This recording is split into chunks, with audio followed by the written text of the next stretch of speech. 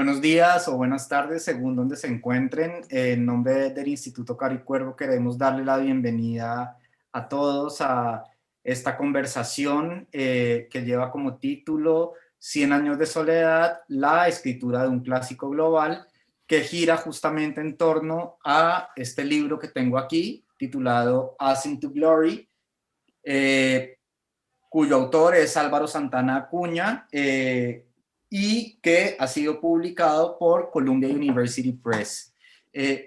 Yo quiero darle las gracias a Álvaro por haber aceptado la invitación a venir a conversar con nosotros acerca de este trabajo de muchos años de investigación y de escritura, de la mano de dos periodistas fundamentales del ámbito hispanohablante, Juan Cruz, adjunto a la dirección del diario El País, paisano, además de Álvaro Santana Acuña, ambos son canarios de Tenerife, y de Alma Guillermo Prieto, periodista mexicana, quien tras pasar largas temporadas en Estados Unidos y trabajando para medios de comunicación del ámbito anglosajón, lleva varios años instalada en Colombia después de estar trabajando con la Fundación Nuevo Periodismo Iberoamericano, hoy Fundación Gabo. Tanto Alma como Juan tienen una larga trayectoria en el periodismo escrito. Juan además tiene pues una versatilidad en términos de géneros, es novelista, además ha publicado diversos libros de reportajes, de entrevistas, y venimos a hablar acerca de 100 años de soledad y el universo de Macondo y más ampliamente de la obra de García Márquez. Así que no quisiera extenderme más presentando el currículum ni de Álvaro, ni de Juan, ni de Alma, porque creo que lo más importante es lo que podamos conversar acerca no solo de este trabajo de Álvaro, sino también de lo que hay detrás en términos de el trabajo de García Márquez en la construcción del universo de Macondo. Entonces, bienvenido Álvaro, bienvenido Juan. A Alma la estamos esperando porque ha habido un apagón y no ha podido conectarse aún. Y gracias también a las personas que nos están acompañando a través de Zoom y de Facebook vía la fanpage del Instituto Caricuervo. Entonces, bienvenidos. Y lo primero que yo quisiera preguntarles a ambos, y que luego también, por supuesto, se lo preguntaremos a Alma, es ¿en qué momento tuvieron ustedes el primer contacto con 100 años de soledad? Y me gustaría que empezáramos por Juan, que cuando se publica 100 años de soledad en el año 1967, pues ya era un joven con uso de conciencia y seguramente ya tenía algunos intereses literarios y algunas inclinaciones. Juan, ¿tú en qué momento tienes contacto por primera vez con 100 años de soledad y qué impresión te produce esta novela en tu primera lectura? Bueno, fue una novela para no dormir. Hubo otra novela para no dormir, entonces, que fue Tres Tristes Tigres. Y luego hubo otra que fue Rayuela, sin duda ninguna. Pero 100 años de soledad fue como el trasplante a la literatura de sueños que nosotros habíamos tenido como canarios. Yo creo entender, por lo que me contó una vez Gabo, que una de las fincas en las que se inspiró el ambiente, digamos, mítico de 100 años de soledad se llamaba Tenerife. Tenerife es curioso porque está cerca de Santa Marta y cerca de Aracataca. Y él hablaba de Tenerife con una enorme familiaridad, porque de alguna manera ese Tenerife que representa la orotava, los... Mira, está Alma. Sí, por fin. ¿Qué tal, Hola. Alma Guillermo Prieto? Aquí tratando de sobrevivir a todos los desastres colombianos. Bueno, ¿Cómo qué alegría estás, Juan? verte. Me da mucho gusto saludarte. Ahora me da mucha vergüenza hablar porque al lado de una maestra como ella es muy difícil articular Ay, palabras Juan, tú siempre. coherentes. Bueno, estaba contando, me preguntaba Martín que cuál fue mi primer contacto con Cien años de soledad. Entonces, yo compré el libro en la primera edición, en la que tiene la portada mítica de Vicente Rojo, y lo empecé a leer y no lo pude acabar de leer, no lo podía terminar de leer, seguía leyendo, igual que me pasó con Rayuela, pero Rayuela era más espacioso o más despacioso, y lo mismo que me pasó con Tres Tristes Tigres, que era un libro trepidante, pero el libro que más se parecía a las fábulas que nosotros escuchábamos de chicos en Tenerife era Cien años de soledad. A nosotros no nos parecía tan fantasioso, porque nosotros vivíamos dentro de fincas, que eran fincas pobres, en las que ocurrían leyendas, que eran también naturalizadas por nosotros como posibles realidades, ¿no? Al cabo de los años, yo fui a Aracataca. Cuando ya Gabo empezaba a perder la memoria, un episodio que vivimos juntos, Alma y yo, y que fue curioso, triste y también representativo del momento que vivía Gabo, que ocurrió en Guadalajara, México. Bueno, pues cuando ya él iba perdiendo la memoria, yo fui a conocer Aracataca. Y en Aracataca yo recordé nítidamente todos los episodios centrales de 100 años de soledad. Porque allí estaba la fábrica del hielo, estaba de verdad la fábrica del hielo, estaba de verdad, estaban de verdad los grandes árboles, estaba de verdad, aunque no estuviera físicamente la cuna donde nació Gabo, estaba de verdad todo el río de las grandes piedras, estaba de verdad el viento y estaba de verdad la casa y el camino por el que se iba desde la entrada de la casa a donde estaban esos grandes árboles por los que pasaban sus parientes o amigos, incluso en sueños.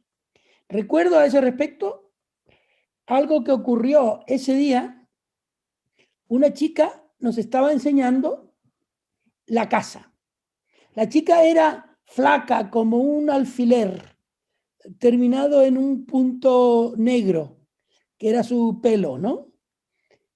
Le dije a la chica, ¿y dónde está la cuna? Y entonces ella me señaló a un lugar que era tierra sobre piedra muy seca. Allí no estaba la cuna. Pero de pronto yo vi la cuna. Y de pronto también pasa una señora con el pelo blanco, completamente blanco, y le dije a la chica, ¿quién es esa señora? Dice, ella es Soledad Noches. Y le dije, ¿quién es? Dice, una amiga de Gabo. Ella iba con los ojos glaucos, mirando hacia adelante, como si se fuera a superar el muro y salir volando. No estoy, te lo juro, no estoy exagerando, todas esas sensaciones tuve allí. Y al salir, había un señor en medio de la calzada de tierra, en una rocking chair. Él iba con una camisilla blanca, como se ponen los campesinos canarios, con un pantalón negro, y se iba haciendo para adelante y para detrás. Y le pregunté a la chica, ¿y quién es este señor?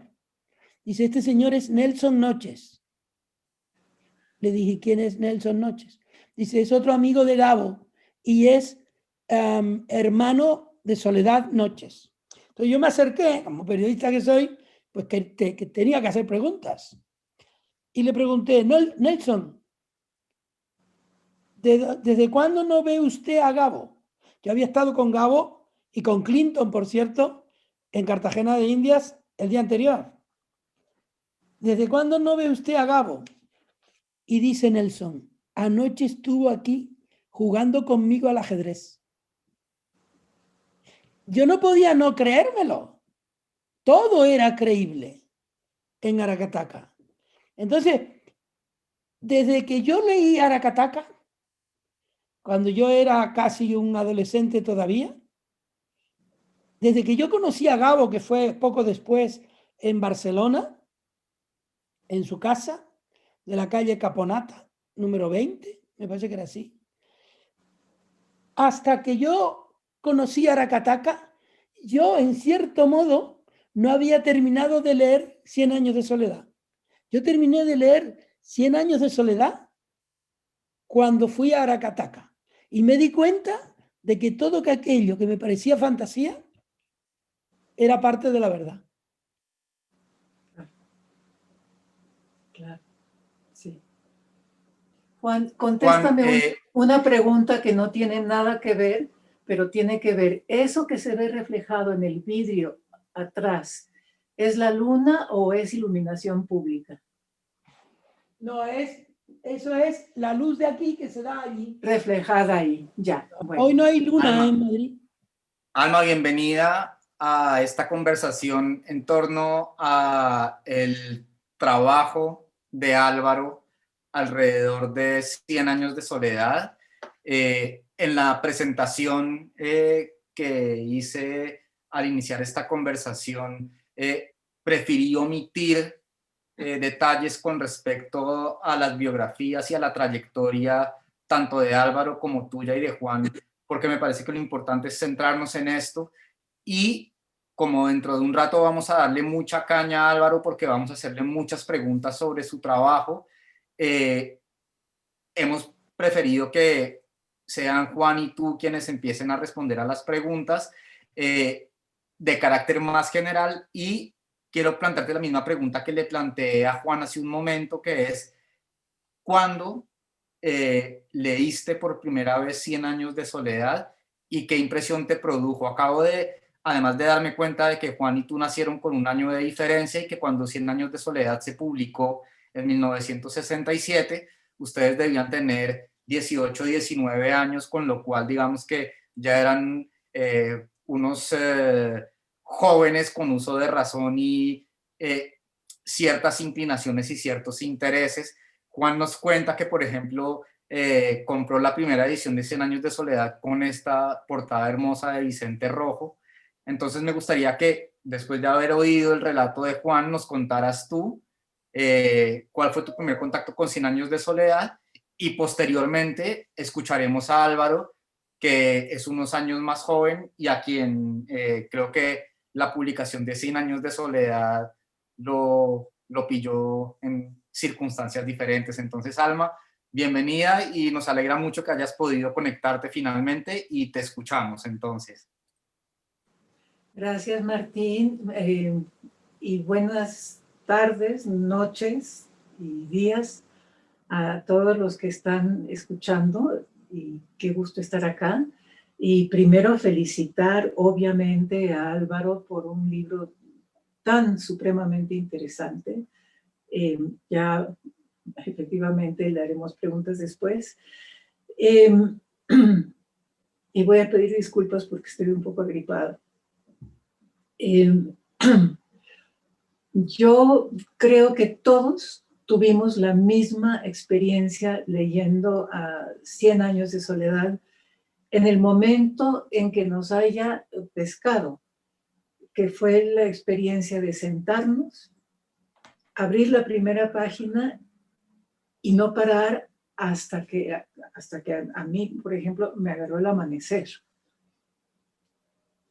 yo estaba en ese momento viviendo en Nueva York. Llegó una amiga de mi mamá, que era una persona que no era ni intelectual ni literaria. Es una de las cosas que hay que destacar de 100 años, que lo leía todo el mundo. Entonces llegó esta amiga, una persona inteligentísima, amable, se iba a quedar en casa y como regalo dijo, miren, tienen que leer este libro ya. Entonces, mi mamá y Kena, la editora, por cierto, que después fue de una revista que todavía existe en México, la revista Kena, se fueron a platicar y yo me senté a la luz de una lámpara que todavía conservo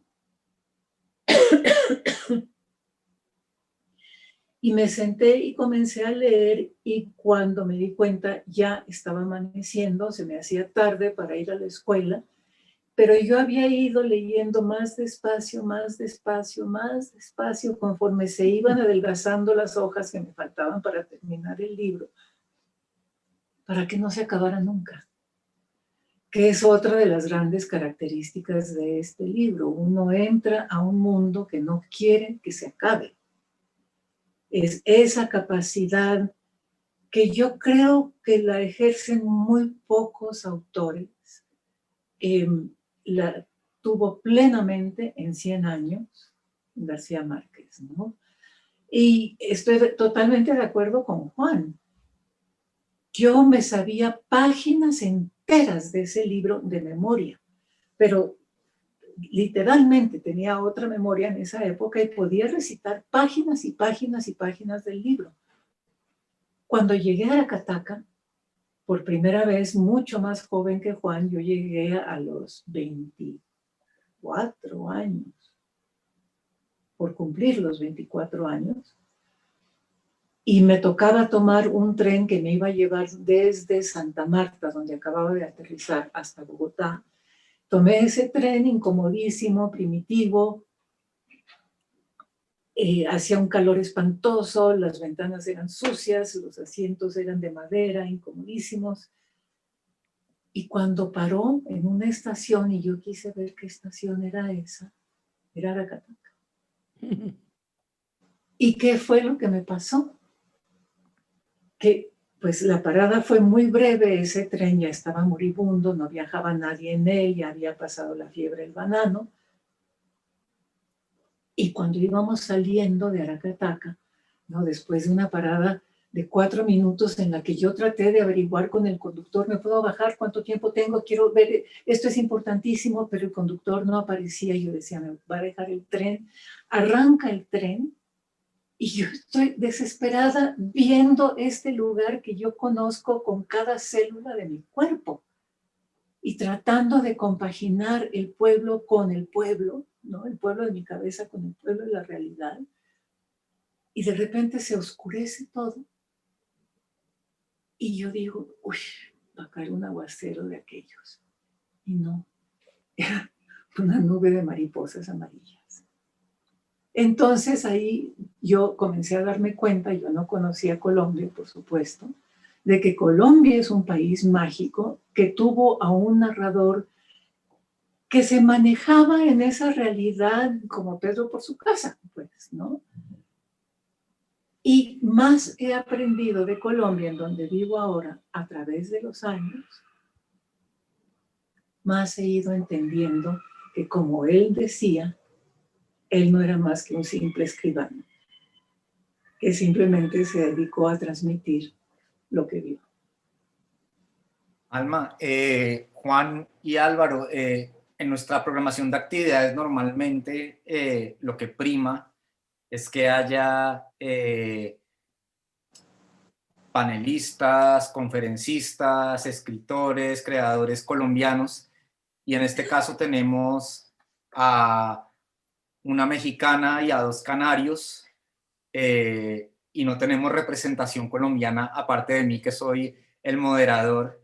Pero lo que sí es cierto es que ustedes 3 tienen estrechos vínculos con Colombia por distintas razones. Alma acaba de decir algo que yo ya había mencionado tangencialmente, y es que ella vive en Colombia.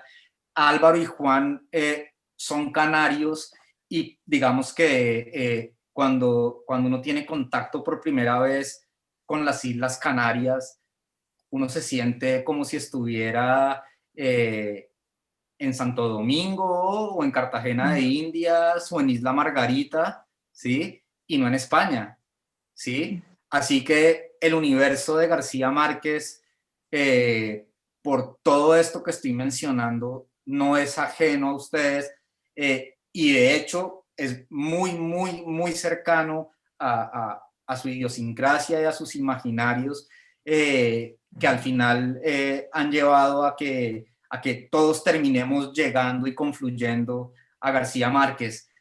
Cuando yo decía que seguramente a Álvaro la publicación de 100 años de soledad lo había cogido, lo había pillado en circunstancias distintas que a Alma y a Juan. Creo que Álvaro ni siquiera había nacido cuando se publicó 100 años de soledad, y me atrevería incluso a decir, no sé en qué año nació Álvaro, pero haciendo cálculos por su aspecto juvenil, diría que cuando Álvaro leyó 100 años de soledad, ya García Márquez había ganado el Nobel, ¿sí? Efectivamente, Entonces, Álvaro, cuéntanos por favor, ¿en qué momento de tu vida te enfrentas por primera vez a 100 años de soledad y qué impresión te deja? Porque luego hablaremos de qué es lo que te lleva a ti a engancharte con esta obra hasta llegar al punto, pues, de dedicar años de trabajo a la investigación que termina culminando en As to Glory. Entonces, ¿en qué momento Álvaro Santana Acuña tiene en sus manos un ejemplar de 100 años de soledad que lee, y qué huella deja este libro en ti? Sí, bueno, Martín, en primer lugar, gracias por la invitación, y también muchísimas gracias a Alma y a Juan por participar en esta presentación. Yo realmente comparto muchas de esas sensaciones de las que nos han hablado tanto Alma como Juan. Yo realmente leí el libro también, aunque yo nací después, prácticamente pues, 11 años después no, 9 años después de la publicación del libro. Lo vine a leer, de hecho, a la misma edad en la que Alma y Juan lo leyeron, con aproximadamente 18 años.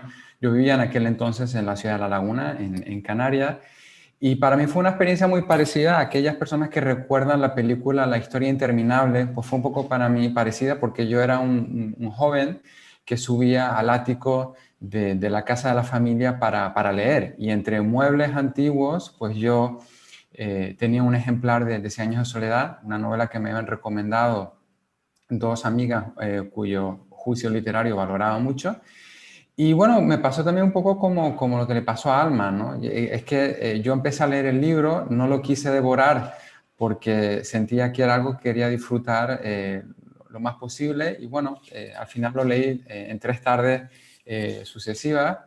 Y realmente, como apuntaba también Martín, para mí como canario, con esa conexión tan interesante que existe entre Canarias y la cultura caribe, que es lo que está en el corazón de 100 años de soledad, pues sí que es cierto que sentía que estaba leyendo al mismo tiempo la historia de Macondo, de un lugar que para mí era completamente desconocido, pero también en esa historia había personajes y situaciones que me resultaban muy conocidas, ¿no? Desde los propios miembros de la familia, yo buscaba también esas conexiones con los miembros de mi propia familia, ¿no? Y esa realidad que también comentaba Juan antes, de cómo, bueno, pues en Canarias también el banano es un cultivo agrícola muy importante. Entonces, de entrada, yo sentí que tenía una conexión con el libro, pues muy personal, pero que luego, conforme fueron pasando los años, me di cuenta también que, bueno, otros lectores en otras partes del mundo, en culturas completamente diferentes, como pues China, Japón, Nueva Zelanda, Australia, Zimbabue, también creaban esa conexión con la novela. Y eso fue algo que, bueno, yo fui realmente anotando en mi cabeza durante años, y que ya cuando llegó el momento, pues terminó convirtiéndose en uno de los motores para yo embarcarme en la investigación para este libro. Perfecto. Bueno, yo quisiera dar un salto hasta el momento presente, y que, ya que tenemos a Álvaro aquí y haremos la trayectoria que acabamos de hacer en sentido inverso, que cada uno de ustedes me contara, empezando por Álvaro, qué ideas y sensaciones les evoca hoy en día la lectura de 100 años de soledad. Es decir, a Juan y a Alma, 50, 40 años después de haberla leído por primera vez, a Álvaro unos 25, 30 después de haberla leído por primera vez, no, quizás unos 25, porque claro, la lectura cambia significativamente con el tiempo, ¿sí? Pues digamos que las evocaciones también se transforman. Entonces me gustaría que habláramos un poco de qué nos dice hoy en día 100 años de soledad, 53 años después de haber sido publicada por primera vez. Entonces empecemos contigo, Álvaro. Sí, bueno, la verdad es que yo he perdido un poco la cuenta de las veces que he leído 100 años de soledad. He leído también incluso fragmentos de la novela en otros idiomas. Y realmente cada lectura, como suele ocurrir con las obras clásicas, cada lectura es diferente, ¿no? Yo, sobre todo, lo que siento es un gran respeto y una gran admiración por esta obra, sobre todo porque en el proceso de estos 11 años en el que yo he estado trabajando sobre este libro, pues he podido descubrir el esfuerzo descomunal que hizo García Márquez para escribirla. Estamos hablando de una obra que desde que él tuvo la primera idea para la novela hasta terminarla, pues tardó nada más y nada menos que 17 años en escribirla, ¿no? Y como yo decía, pues yo llevo 11 años estudiándola. Y realmente yo ahora la leo como si tuviese delante una radiografía, ¿no? Porque yo realmente ahora mismo pues puedo ver la novela por dentro, ¿no? Puedo ver un poco las costuras, ¿no? Puedo ver como los órganos internos, los vasos sanguíneos, los huesos, ¿no? Todo aquello que nos oculta la piel de la novela, ¿no? Y bueno, pues realmente en mis lecturas ya pues puedo ver dónde cortó cosas, dónde metió cosas, puedo realmente pues también entender cómo era el primer manuscrito, cómo fueron también cambiando los personajes. Hay detalles muy interesantes como por ejemplo que el coronel Aureliano Buendía no iba a ser el personaje ni siquiera central de la novela. O sea, Aureliano Buendía no iba realmente sino a aparecer como había ocurrido en otras novelas de García Márquez, iba a aparecer en algún momento de la novela. Y sin embargo, en un momento, en el otoño de 1965, cuando García Márquez está sentado escribiendo el manuscrito, lo que iba a convertirse en el manuscrito final, el coronel Aureliano Buendía se convierte en el personaje central de la novela. Pero ni siquiera, por ejemplo, el propio personaje tiene la misma evolución. Inicialmente, García Márquez, por ejemplo, tiene la idea de que el coronel Aureliano Buendía gane la guerra civil en Colombia, ¿no? Y sin embargo, bueno, pues podría explicar también, y en el libro lo comento, por qué García Márquez decide que el coronel Aureliano Buendía pierda esas 32 guerras civiles, ¿no? Y también, por supuesto, pues cuando leo la novela, pues también veo, ¿no? El momento en el que la novela toma una dirección diferente y cambia al final, porque realmente él jugó también con varios finales alternativos para la novela, incluyendo, por ejemplo, el hecho de que el último Buendía no tenía cola de cerdo, sino que se suicidaba, y la ciudad de Macondo, de hecho, sobrevivía, no desaparecía de la faz de la tierra. Entonces, claro, yo ahora mismo, pues cuando leo la novela, pues casi que tengo delante como una radiografía para lo bueno y para lo malo. Y bueno, pues estos secretos y estas técnicas, ¿no?, de la escritura y de la imaginación de la novela, pues son muchos de los secretos y técnicas que quiero compartir con los lectores de Ascent to Glory. Fenomenal, Álvaro, muchas gracias. Seguimos con Alma entonces. Alma, ¿qué nos dice hoy en día 100 años de soledad? Además, tenemos la particularidad de que tú eres mexicana, que México es un país con el que García Márquez estableció fuertes lazos. Has terminado viviendo en Colombia, en esa Bogotá que a García Márquez le produjo tanto impacto cuando llegó a terminar el colegio en Zipaquirá y presenció el Bogotazo. Entonces, ¿cómo ves tú 100 años de soledad desde el año 2020, faltando 34 días para que se acabe este año marciano que estamos viviendo? Felizmente falta poquito, vamos a ver si el próximo nos trae algo mejor.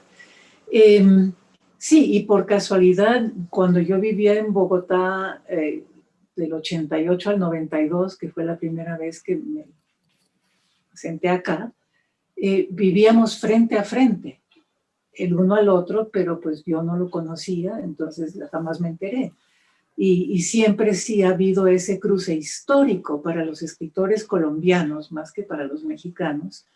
El tránsito hacia México como que les libera, les da una distancia para ver esta historia tan tremenda propia y tan confusa también, siendo que la historia de México muchas veces se representa como algo muy lineal. La historia de Colombia es muy enredada. México es como un paso necesario para tomar distancia y perspectiva. Pero bueno, yo he leído 100 años no sé cuántas veces realmente, por muchas razones.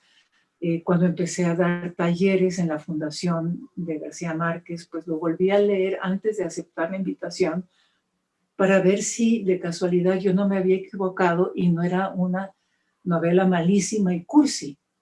Y en ese caso, pues no podía yo aceptar, según yo. Entonces la volví a leer y dije, no, wow, qué barbaridad. Y la leí hace meses, de nuevo, para un prólogo de un libro que acaba de salir muy bello, que es una antología, Camino a Macondo, donde están todos los textos que escribió García Márquez. Aquí lo tengo, Alma. Ese. Sí, bonita la edición, ¿no? Muy bonita. Previo a que se sentara a pensar ya 100 años propiamente, ¿no? Entonces es un libro súper interesante. Y lo que me impresiona siempre es cómo no deja de atraparme, cómo no deja de ganarme la magia, y lo estudio también desde otra perspectiva que Álvaro, lo estudio como escritora, lo estudio para los talleres, la velocidad que es capaz de darle a sus textos García Márquez en cada frase, en cada párrafo, en cada página, para que uno, es como la Biblia un poco, ¿no? Termina Génesis y ha sucedido un montón de cosas impresionantes. En las primeras 100 páginas de 100 años, la cantidad de cosas que ha sucedido es increíble. Entonces, sí, me gusta mucho tratar de ver cómo logra esa velocidad y esa cosa monotemática, digamos. Y solo una cosa breve más que debo de agradecerle a Álvaro con este libro y también con el conocimiento de Colombia progresivo. A García Márquez sí se le critica mucho que sus personajes no hablan, ¿no? Sino que sueltan epigramas y que cualquier epigrama le podría quedar a cualquier personaje. Eso normalmente debería de quitarle realidad a un personaje y no se lo quita. Y yo creo que es porque atrás de cada escena, como ya hemos dicho todos, pero también atrás de cada personaje hay un ser humano intensamente vivo para García Márquez en el momento de escribir.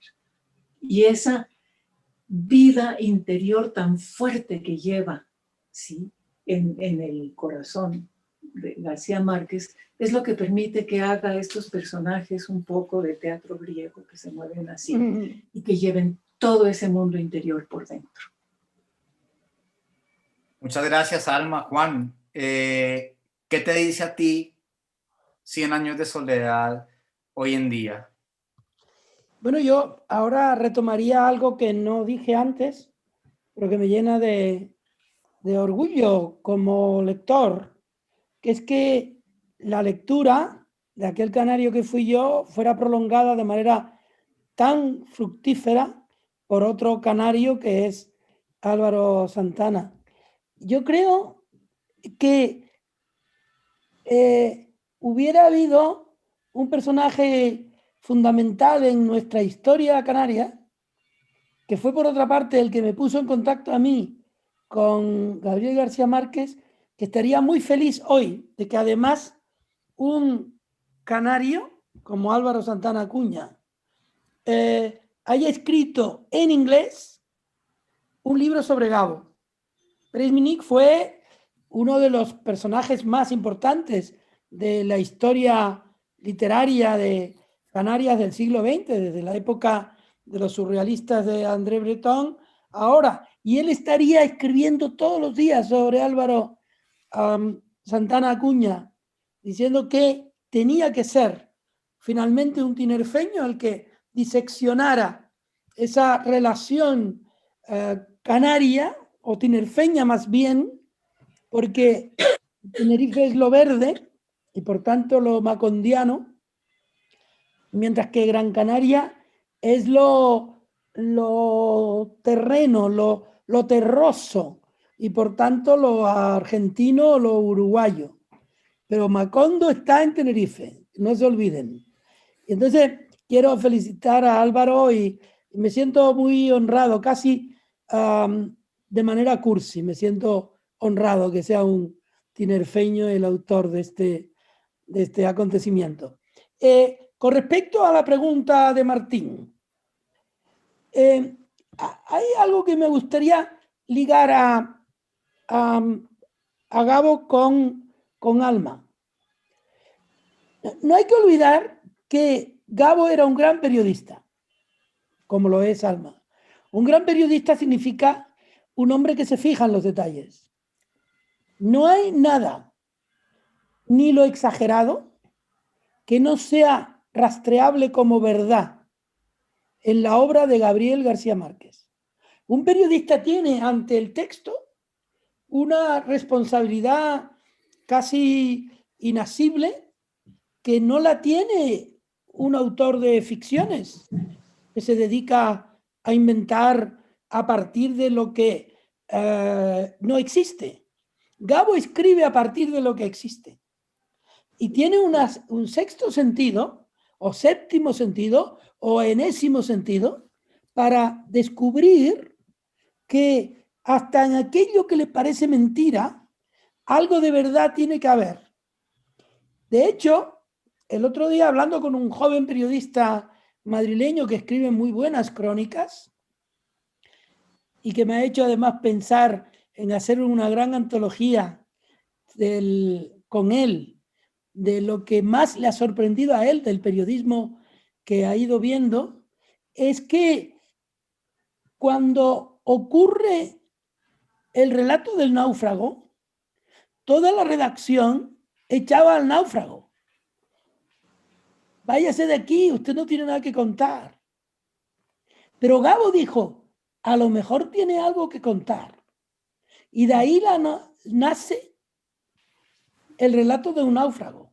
No dejes escapar nunca al náufrago que llega a la redacción. Ese sería el título de esa antología. Y hay una cosa curiosa. Me estoy yendo del tema, pero tiene que ver con algo de esto. Ocurre una cosa curiosa. Gabo llega a Barcelona a principios de 1967. Aún no ha salido 100 años de soledad. Él va a las fiestas, que había múltiples en Barcelona entonces, a celebrar, siempre estaba celebrando. Y se encontró con una editora, Beatriz de Moura, que acababa de sacar su editorial Tusquets, con libros chiquitos como estos, que esto los hace Anagrama, pero ella hacía libros chiquitos, mínimos. Y entonces le dijo a aquel periodista que presumía todo el día de estar en todos los círculos de la literatura del mundo, pero que no se sabía que había publicado, porque sobre todo publicaba periodismo. Y entonces ella le dijo, tú que escribes tanto, ¿por qué no me das un libro breve de estos? Dice, pues mira, tengo un reportaje que hice para El Espectador de Bogotá con un náufrago que me ha ido contando su historia. Ah, pues ese. Y entonces él le dio un montón de papeles donde estaba el relato de un náufrago, que se llamó así, y él escribió a mano Relato de un náufrago, no sé qué, porque es un título muy largo. Y se lo dio a Beatriz de Moura. Al cabo de unos días, Beatriz de Moura fue otra vez a la fiesta de Boccaccio. Y allí estaba aquel colombiano al que todo el mundo llamaba Gabito, contando el argumento de 100 años de soledad. Un libro que casualmente acababa de llegar a Barcelona y del que ella ya había escuchado hablar. Y entonces él está hablando y ella se acerca y él está hablando de un libro que ella considera que es de otro. Y le dice, ¿tú por qué sabes tanto de 100 años de soledad? Dice, porque yo lo escribí. Y esa es la historia que me contó a mí Beatriz de Moura, cuya editorial sigue viviendo ahora, tantos años después, del autor de 100 años de soledad, que le dio para siempre los derechos del relato de un náufrago, hasta ahora mismo. Bueno, esa es una anécdota, pero había una cosa que yo quería añadir a lo que ahora me parece a mí, 100 años de soledad. Primero, que no es inventado y que conserva la música. Los libros son grandes cuando conservan la música. Y la música de 100 años de soledad no ha periclitado nunca. La razón por la que no haya periclitado tiene que ver con un colombiano ilustre,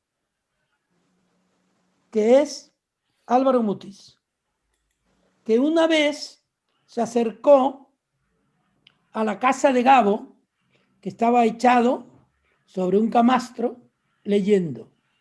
Y Álvaro Mutis le lleva un libro y se lo arroja a la cama y le dice algo que le dijo la amiga de tu madre a tu madre cuando le lleva 100 años de soledad.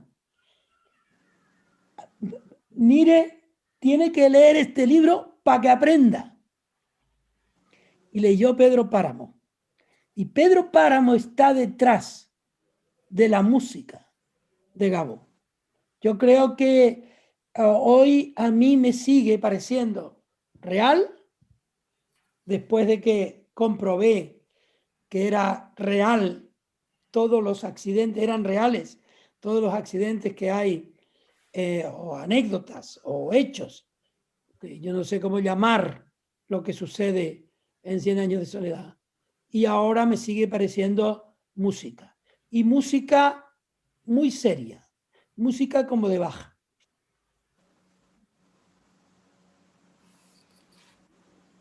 Juan, muchas gracias. Creo que es el momento de empezar a darle a Álvaro un poco de caña y me gustaría que Álvaro nos contara qué es lo que le lleva a emprender su investigación en torno a 100 años de soledad.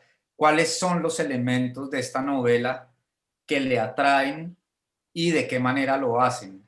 Porque Juan ya acaba de mencionar a García Márquez hablando por Barcelona de una cosa que se llamaba 100 años de soledad, ¿sí? Que es en parte una de las materias de las que se ocupa Ascent to Glory y que además, como bien me lo comentó Alma en su momento en alguna conversación telefónica que sostuvimos, tiene también mucho que ver con Camino a Macondo, que es este libro que compila textos relacionados con Macondo en la obra de García Márquez, es decir, toda la obra previa relacionada con Macondo a 100 años de soledad. Entonces me gustaría que Álvaro nos dijera cómo llegó a interesarse tanto por 100 años de soledad y cuáles fueron los elementos que lo condujeron a emprender esta investigación pues de unos buenos años de su carrera como académico. Álvaro, por favor. Sí, el origen más inmediato de este libro realmente ocurrió en el otoño del 2007. Yo en aquel momento estaba haciendo mis estudios de doctorado en la ciudad de Boston y llovía mucho. Yo recuerdo que ese mes de septiembre llovía mucho, un día tras otro, y uno de esos días lluviosos iba caminando hacia la biblioteca y de repente me dije a mí mismo en voz alta, debajo del paraguas, aquí llueve como Macondo. Y, claro, y en ese momento me paré en seco en las escaleras y recuerdo escuchar el ruido de la lluvia golpeando al paraguas y también me pregunté por qué había hecho esa comparación, ¿no? Hacía ya más de 10 años que había leído la novela, nunca hasta entonces había estado en América Latina y realmente allí de golpe me di cuenta de que esa comparación que había hecho era el origen del libro que iba a comenzar al año siguiente, ¿no? Es que precisamente el de entender por qué, no solamente yo, sino las personas, creamos esa conexión tan directa, tan individual con las obras que luego conocemos como clásicos, ¿no? Entonces yo precisamente lo que traté de interrogar es realmente incluso pues responder esa pregunta personal, ¿no? ¿Por qué yo hice esa comparación con Macondo a miles de kilómetros de Colombia sin haber estado todavía en Colombia? Y tratar un poco de entender que esa pregunta que yo hacía era una pregunta que otros lectores también estaban haciendo, ¿no? Y eso realmente es lo que me atrajo. También había un desafío de tipo profesional importante y es que escribir algo nuevo, diferente, sobre la novela en lengua española más conocida y leída después del Quijote, pues representaba un reto, un desafío importante, ¿no? Porque efectivamente algo que me comentaron las personas cuando yo empecé este proyecto es, bueno, ¿qué vas a decir nuevo sobre Cien años de soledad? Y para mi sorpresa, conforme iba avanzando en la investigación, me di cuenta de que de hecho quedaba muchísimo todavía por conocer sobre la novela, especialmente el poder ir detrás de todas estas leyendas y estos mitos que existen que existen y rodean a Cien años de soledad. Y en el propio proceso de investigación me di cuenta de que los mitos y las leyendas son de hecho un factor importante para que las obras de literatura se conviertan en clásicos. O dicho de otra manera, no existe, creo yo, ningún clásico de la literatura que no tenga o que no esté conectado a alguna clase de mito o de leyenda. Y lo que yo trato de hacer en el libro es precisamente no desmontar los mitos, sino demostrar su importancia y sobre todo bucear detrás de estos mitos y explicar todo el proceso de creación de la novela. Entonces, en ese sentido, este libro es en muchos sentidos una biografía de un libro. ¿Por qué? Porque realmente los libros, como las personas, también viven una vida. Y este libro es realmente una biografía que comienza 40 años antes de que el libro se publique. O sea, el libro reconstruye esos 40 años previos para entender el mundo que hizo posible esta novela y también los años en los que él está escribiendo la novela y luego la segunda parte del libro es en cierto modo el mundo que ha creado esta novela, en donde podemos ver precisamente cómo ese libro ha llegado a lectores como yo, como las personas que están aquí participando y entender y tratar precisamente de explicar cómo es posible que un viernes por la tarde pues hayamos más de 100 personas conectadas para hablar sobre esta obra que ya tiene más de 50 años, ¿no? Y ese es precisamente el gran interrogante que espero haber resuelto en el libro, ¿no? El por qué seguimos fascinados con esta obra y sobre todo no solamente en lengua española, sino en otras lenguas y culturas del mundo. Álvaro, de hecho,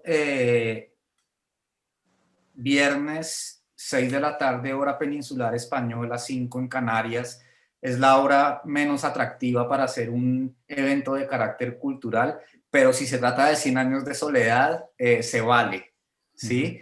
Yo quiero hacerles una pregunta a los tres y tú vas a ser el último en responder, y es, ¿qué podemos confirmar y qué podemos desmentir en relación con todos los mitos que hay alrededor de la escritura de 100 años de soledad? Y me interesan mucho las respuestas a esta pregunta porque tú tienes la respuesta del investigador que ha hecho trabajo de archivo, que ha contrastado fuentes de distintas naturalezas, entre ellas el archivo del autor, pero luego tenemos los testimonios de dos personas cercanas al autor que tuvieron contacto con él en distintos momentos, tanto de la vida como del autor como de sus propias vidas. Entonces me gustaría que habláramos un poco de estos mitos que hay alrededor de la escritura de 100 años de soledad y un poco la veracidad y la verosimilitud de estos mitos. Entonces, si te parece, Alma, empezamos contigo, seguimos con Juan y terminamos con Álvaro, que nos aportará su visión de investigador. Entonces, Alma, adelante, por favor. Sí, a mí me gusta muchísimo esta idea de Álvaro de que los libros tienen sus propios mitos de creación y sus propias leyendas de supervivencia. Me encanta esa idea, creo que es muy cierta. Al mismo tiempo que, sí, claro, la historia del libro de Juan Rulfo me gusta mucho porque como todo mito también representa una realidad y reúne muchas otras historias dentro de sí. Yo creo que de los mitos que no existen, digamos, de García Márquez y que a mí siempre me interesó mucho destacar, era su inmensa capacidad de trabajo, que es algo que queda muy claramente expuesto en el libro de Álvaro. Era de lo que se enorgullecía, además, pensándolo después de que se murió, me llamó mucho la atención. Era un hombre muy presumido, muy vanidoso, ni quien lo niegue, pero de lo que presumía no era de su talento ni de su inteligencia, presumía de su capacidad de trabajo, porque era real. Trabajaba con una disciplina y con un empeño que solo era igual al tamaño de su ambición, ¿sí? No me queda duda de que cuando él se sentó a escribir su primer libro, él iba camino a la gloria, como es el título del libro de Álvaro. Él nunca se planteó ser un escritor porque tengo algo que decir o ser un escritor porque es lo que me sale del alma. No, yo creo que él siempre le tiró ni siquiera al premio Nobel, sino a lo que es hoy un autor que ha sobrevivido 50 años siendo siempre el mismo autor para la gente que lo lee por primera vez. Esa capacidad de trabajo, esa ambición, me parecen a mí esenciales. De hecho, él siempre me reclamaba mucho a mí que yo no tuviera ambición. Y yo no le podía decir nada porque era cierto, pero eso me permitió también medir la dimensión de esa ambición, que yo creo que es muy necesaria y que le llega muy fácilmente a los hombres y no tan fácilmente a las mujeres. Quería decir una última cosa, sí, que lo que me parece casi más interesante de tu libro, Álvaro, aparte pues de la inmensa cantidad de información que tiene, y digo por último porque creo que ya no me da más la garganta, es que tú también has creado otro mito, ¿sí? Y que los mitos pues son verdaderos. Y has creado el mito de una utopía creativa, una comunidad creativa que de alguna manera protege al autor y hace nacer este ser mitológico que es 100 años de soledad. Me gustó mucho esa idea. Puntualmente no sé qué tanto estaría de acuerdo con ella, pero al mismo tiempo creo que en términos generales es muy bello el concepto y en términos generales, como todos los mitos, también es cierto, ¿no? Y verte desmenuzar esa comunidad creativa que va apoyando y orientando al autor para que produzca una obra mítica es muy, muy bonito. Gracias. Muchas gracias, Alma. Juan, te escuchamos a ti, por favor. Bueno, la paradoja es la memoria, ¿no? Ese libro es como escrito de memoria, como si se lo estuviera dictando la tierra, como si se lo estuviera dictando la platanera, el verde, y sin embargo perdió la memoria. Yo asistí, como mucha gente, a procesos distintos de su pérdida o diversos de su pérdida de memoria. Recuerdo cuando se entretenía haciendo figuritas de pan sobre el mantel blanco de la casa de Carmen Balcel. Y también en Guadalajara, México, cuando iba perdiendo la memoria, pero de pronto tenía destellos.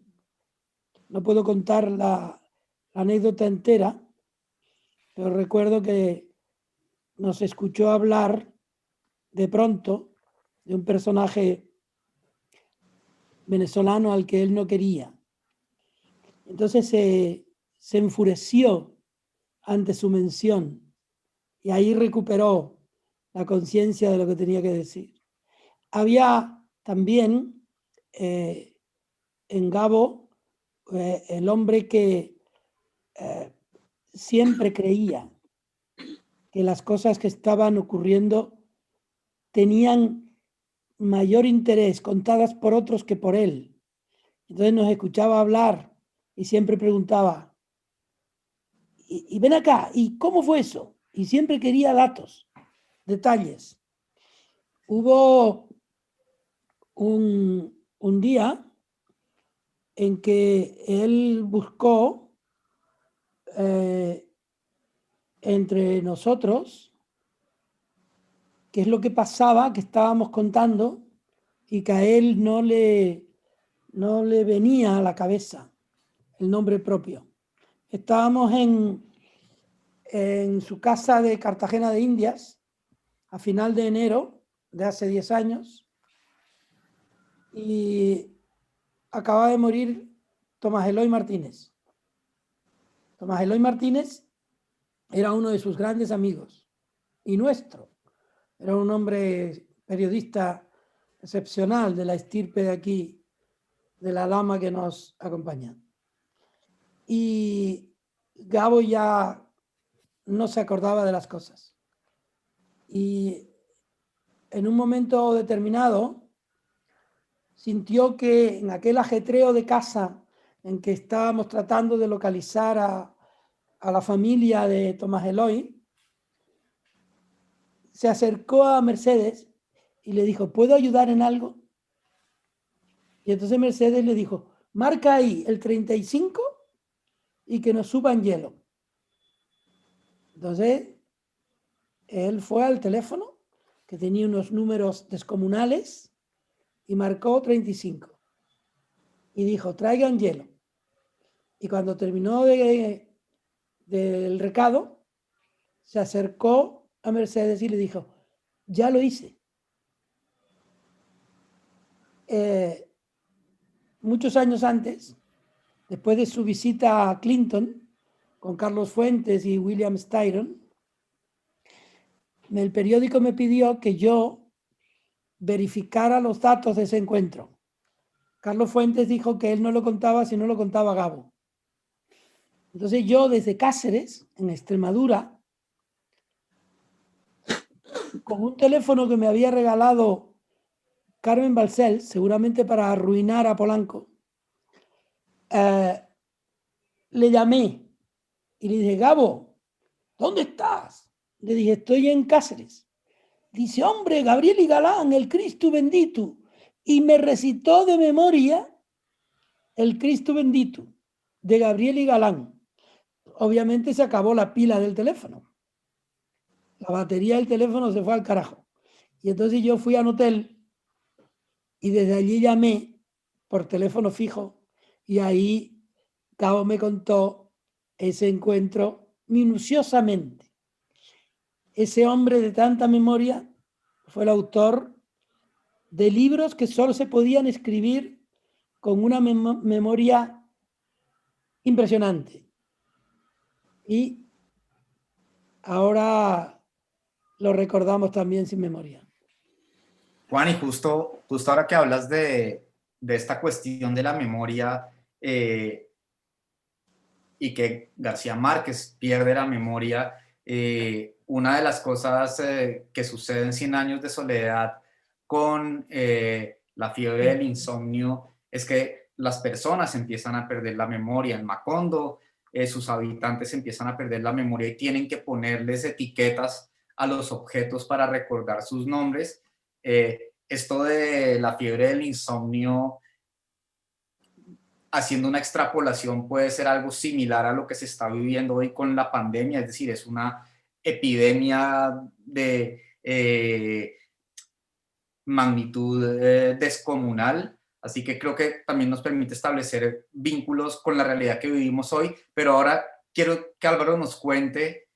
Pero antes, una sola anotación rapidísima, Martín, que es no solo que en su familia posteriormente iba a haber la pérdida de memoria como una cosa familiar, sino que se ha descubierto que la falta de sueño contribuye a la pérdida de memoria. O sea, se anticipó también en ese sentido. Claro. Mira, eso es bastante interesante. Álvaro. Sí, bueno, yo quería también mencionar brevemente que a mí me pilló el comienzo de la pandemia corrigiendo las pruebas de imprenta del libro y el corrector de pruebas pues maldijo a todos mis antepasados porque claro, yo tuve que realmente mencionar muy al comienzo de la pandemia cómo de hecho lectores a lo largo de todo el mundo estaban releyendo o leyendo por primera vez Cien años de soledad, buscando precisamente en ese episodio de la plaga del insomnio las claves para entender el mundo pandémico en el que estábamos comenzando a vivir. Y bueno, luego ya un par de meses más tarde, pues tuve oportunidad de expandir esta idea en un artículo para New York Times. Respecto a lo que comentaba sobre los mitos y las leyendas, bueno, realmente García Márquez era un gran fabulador dentro y fuera de la página escrita, ¿no? Yo creo que eso es algo que tiene que quedar claro, que mucha gente que lo conoció en persona pues lo dice también. ¿Y por qué comento esto? Bueno, porque él también, en torno a la propia novela, Cien años de soledad, pues él mismo contribuyó también a crear estas leyendas, estos mitos, que para él pues también formaban parte, de hecho, del propio andamio que rodeaba a la novela. Empezando, por ejemplo, con el propio mito de la vaca que él se encuentra camino a Acapulco y que en ese momento él ya pues comienza a imaginarse Cien años de soledad. Pues bueno, realmente él ya venía pensando en esa historia desde el año 1950 e inclusive uno de los descubrimientos que yo hago en el libro también es el de demostrar que ya en un artículo que él publicó en el año 58 hay una frase que estructuralmente es idéntica al comienzo de Cien años de soledad, pero está en un texto periodístico, lo cual, volviendo a lo que comentábamos antes del Gabo periodista, pues es fundamental. O sea, realmente la etapa de García Márquez en Venezuela, como yo muestro en el libro, es fundamental porque el Gabo periodista se está convirtiendo más en un periodista literario y el Gabo escritor se estaba convirtiendo casi en un periodista. O sea, como que sus estilos estaban invertidos. Y es un momento en el que, de hecho, por lo que yo apunto, tiene como una crisis importante. Y esa crisis solamente la resuelve abandonando por completo la escritura creativa y el periodismo cuando llega a México y concentrándose solamente en la escritura de guiones de cine. Y luego cuando retoma la literatura, ahí esa fusión de los dos estilos, el periodístico y el literario, se produce, ¿no? Entonces, ese es un mito, ¿no? El de que García Márquez se le vino a la novela de repente encima en ese viaje. Otro mito también importante es el de la soledad. Y de hecho, Cien años de soledad es probablemente uno de los libros de literatura, no solamente latinoamericana, sino mundial, probablemente más leídos y más comentado por un círculo cercano de personas antes de su publicación. Estamos hablando, y de hecho me van a permitir mostrar una cosa brevemente, que esto yo creo que lo capta bien. Yo creo que una imagen vale más que 1000 palabras. Y esta es la red de colaboradores de esa comunidad creativa, la que mencionaba antes Alma, de colaboradores que están en contacto con García Márquez cuando él está escribiendo Cien años de soledad. Y fíjense que él está en México y bueno, su mujer, un crítico literario, María Luisa Lío, su marido, Jomi García Scott, Álvaro Mutis, Carmen Miracles, José Emilio Pacheco, Vicente Melo, Juan Rulfo, Esperanza Araiza, forman un grupo de otras personas más que estaban viéndose con García Márquez prácticamente semanalmente, en algunos casos a diario, y que estaban leyendo el manuscrito y partes también del texto, ¿no? Pero luego también él se estaba carteando con Carlos Fuentes, que en ese momento estaba en París, y le hablaba y le daba consejos, y le pedía consejos, por ejemplo, sobre el título, Cien años de soledad. García Márquez dice, mira, ya tengo el título para la novela, ¿qué te parece? Dime qué piensas. Lo mismo con Mario Vargas Llosa, que estaba en ese momento viviendo en Londres, ¿no? Correspondencia también con Carmen Balcells. Alejo Carpentier en Cuba vino también a Ciudad de México y hablaron, por ejemplo, del lenguaje de Cien años de soledad, ¿no? De las conexiones con el Caribe. También el crítico Domingo Miliani, José Fon Castro, a quien había conocido en sus años en Venezuela, visitó México mientras él estaba escribiendo la novela y en voz alta, delante de Álvaro Muti, le leyó el primer capítulo de Cien años de soledad. Luego, evidentemente, toda la gente de Colombia que leyó partes del manuscrito, el manuscrito completo, y luego también otras personas en Argentina. Entonces estamos hablando que esta es una obra que él escribió durante aproximadamente 14 meses y que en una época previa al Internet vemos cómo García Márquez estaba escribiendo una novela sobre la soledad y sin embargo, como yo planteo en el libro, era una soledad multitudinaria, porque era realmente un grupo de personas que fue fundamental para escribir esa obra. Y yo precisamente una de las cosas que trato de rescatar es precisamente la memoria y los datos específicos de todo este grupo de personas que a él realmente le ayudó a escribir esta novela. Porque claro, García Márquez, él nunca negó que Cien años de soledad era una obra que no se hubiese escrito sin la empatía y la colaboración de muchas personas. Pero el trabajo de reconstrucción de esta comunidad creativa pues no se había hecho realmente hasta el momento.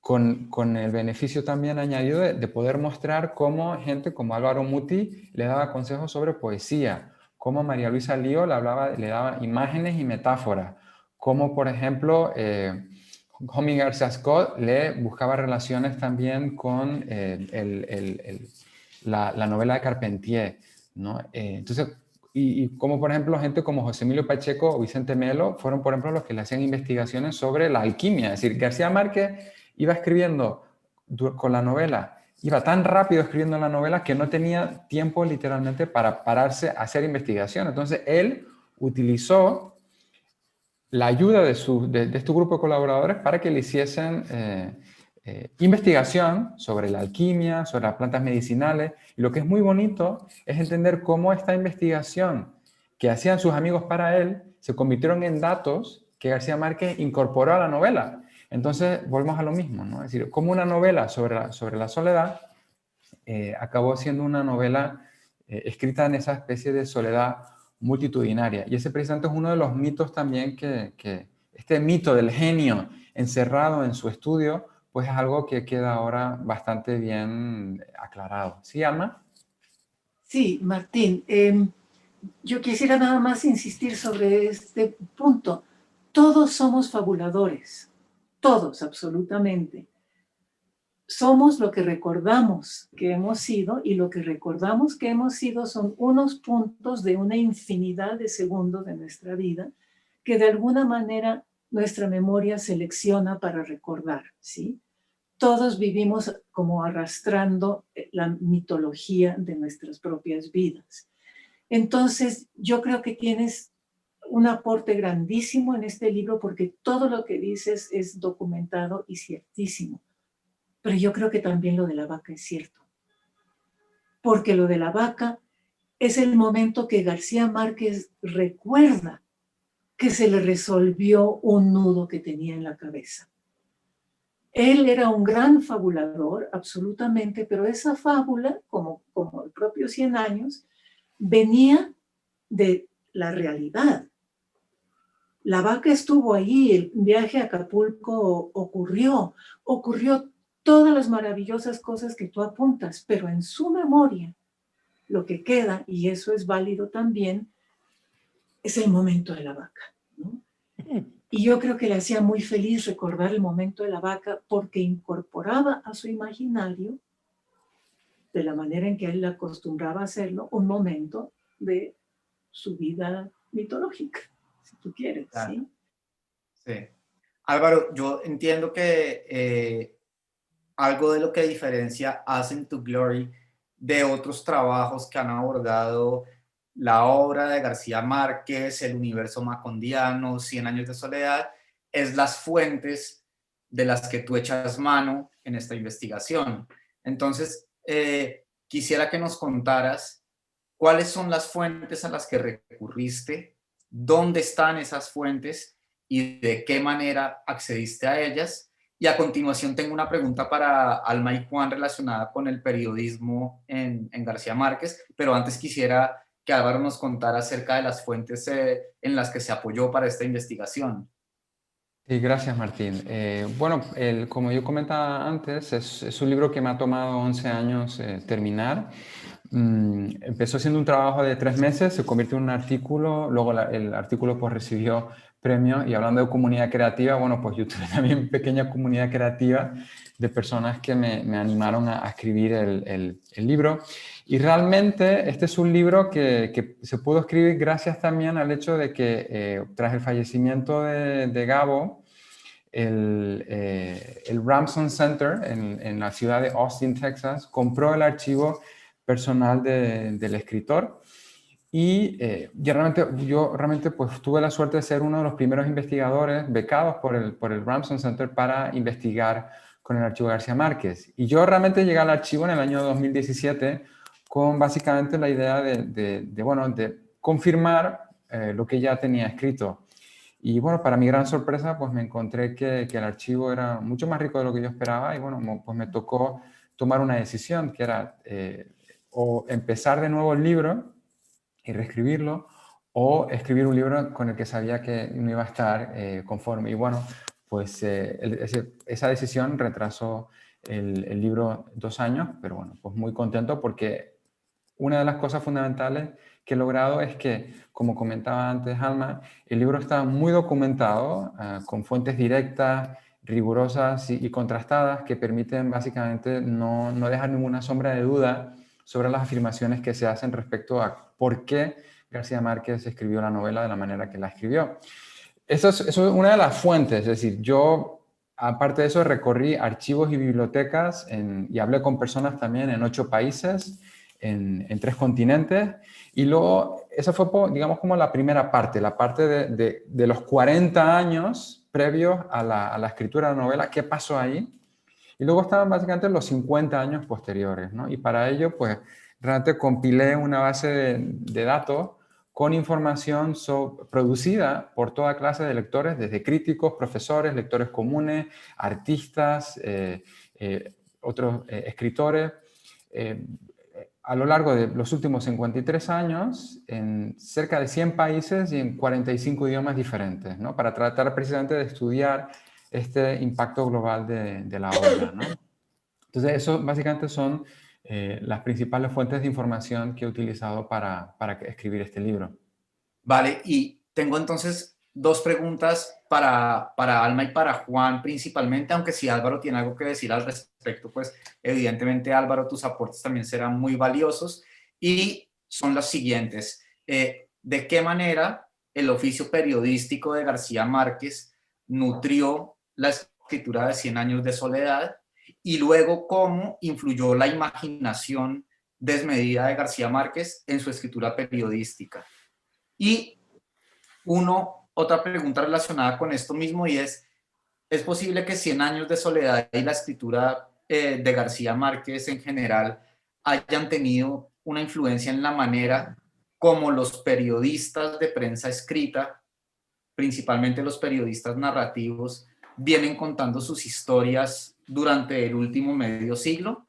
Si quieren, empezamos con Juan y seguimos con Alma, y si Álvaro tiene algo que decir al respecto, pues que meta también la cucharada, como decimos en Colombia. Entonces, Juan, te escuchamos. Yo creo que es imprescindible tener a Gabo no solo para la circunstancia, sino para la música del periodismo, ¿no?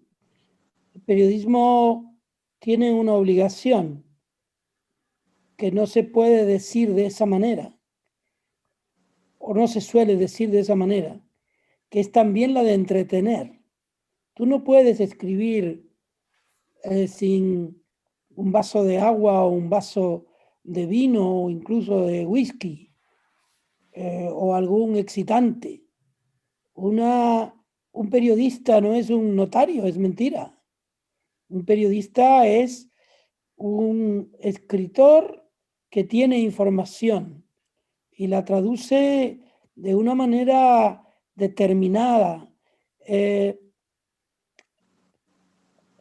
Vean el periodismo de Alma Guillermo Prieto. Nadie nunca le podrá reprochar que no haya en ese periodismo datos, pero nadie le podrá decir que no se obliga a la música de la escritura. Sin escritura no hay periodismo. Hay notarios, hay abogados, hay gente que toma actas, pero el periodista es un hombre que tiene que tener en la cabeza a Juan Sebastián Bach o Martín se reincorporó en otra especie no fotográfica. Bueno, el periodista García Márquez, cuando viaja a la Europa del Este, lleva consigo una máquina de hacer música. Su máquina de escribir no es solo una máquina de tomar nota de lo que ocurre. Cuando él va en 1956 a la cumbre europea o universal o mundial tras la guerra mundial y busca a Eisenhower, que se ha perdido, cuando él escribe esa crónica, él no va a decir, ya encontraron a Eisenhower. Lo importante no era que encontraran a Eisenhower. Lo importante es qué pasaba para encontrar a Eisenhower. ¿Dónde estaba Eisenhower? Convertir eso en una intriga y no en un resultado, digamos, de facts, de hechos, es el misterio del periodismo. Si el periodismo son hechos, por eso los subvierten, porque ahora son hechos falsos y parecen hechos verdaderos, porque el que lo cuenta no tiene, o sea, el que miente con los datos es que solo cuenta datos para abrumar a la gente con los datos. Si tú tienes una cabeza amueblada con los datos y la metáfora de los datos, entonces se te puede creer. Perfecto. Sí. Muchas gracias, Juan. Te escuchamos, Alma. Sí, yo quisiera ir a la segunda parte de tu pregunta, que es la influencia sobre los periodistas. Bueno, no, la primera parte de tu pregunta también. Yo voy a decir algo diferente de lo que dice mi querido y admirado Juan.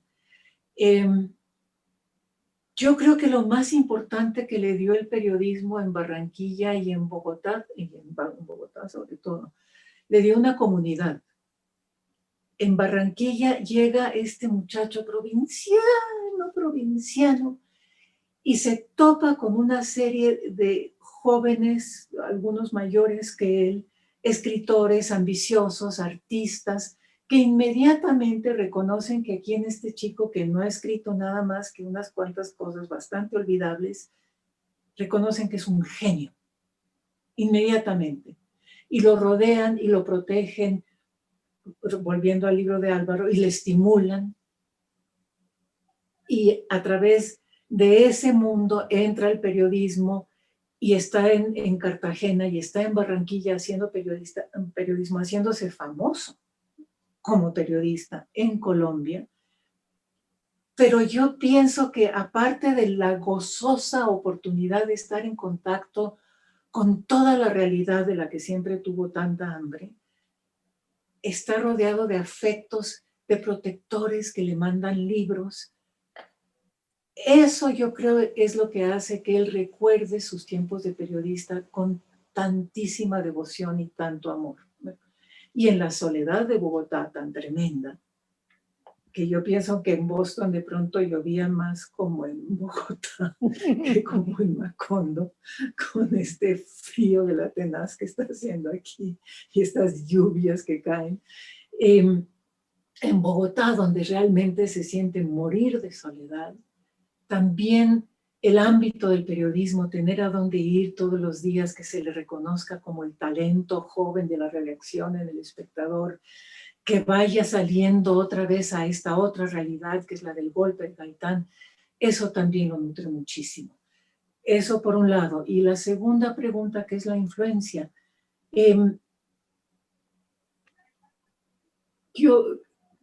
En su amor por el oficio, García Márquez decide en 1994 fundar un sitio que no será una escuela, que no será una academia, que será un sitio donde se reúnen jóvenes periodistas con periodistas más experimentados, más destacados, a hablar del oficio. Esa es su idea, su concepto original de lo que va a ser inicialmente la Fundación Nuevo Periodismo Iberoamericano, ¿sí? Y para revivir, esta es su obsesión, para revivir el arte de la crónica que se ha perdido en América Latina y se ha sustituido por un periodismo de datos. Ahí es que lo conozco yo, que él me llama a mí, que yo me incorporo a la fundación. El objetivo es la crónica, el arte de la crónica. Y ahí es donde yo tengo que decir que me parece que la influencia en la crónica de García Márquez ha sido más bien funesta, porque ha hecho que todos los jóvenes ambiciosos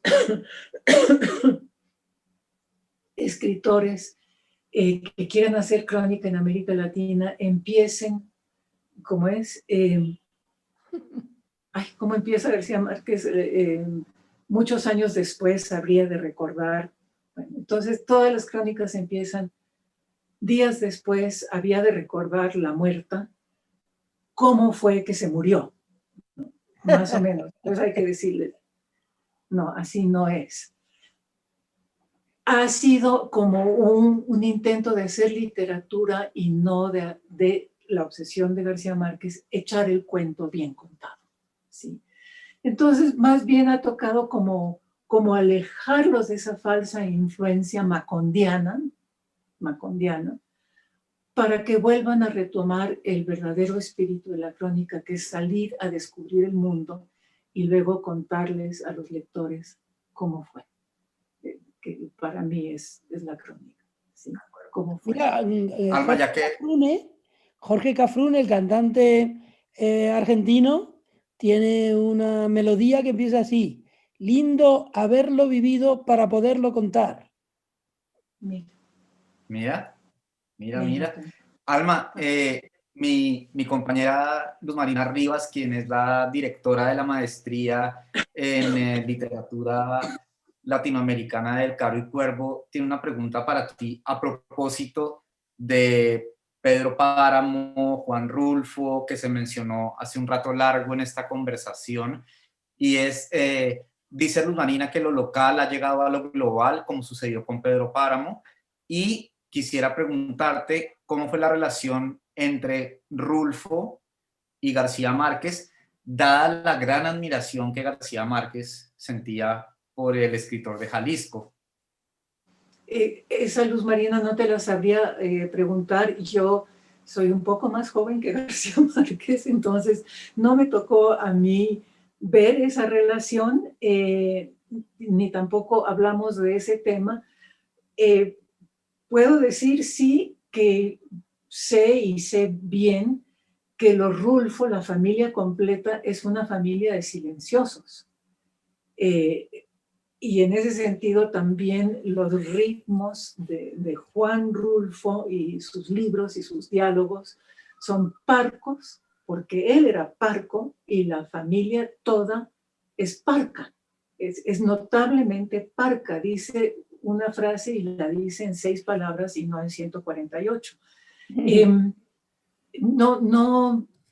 No te podría explicar más, ¿sí? Cómo fue esa relación. No tengo idea. Trataría de inventar y no tengo idea.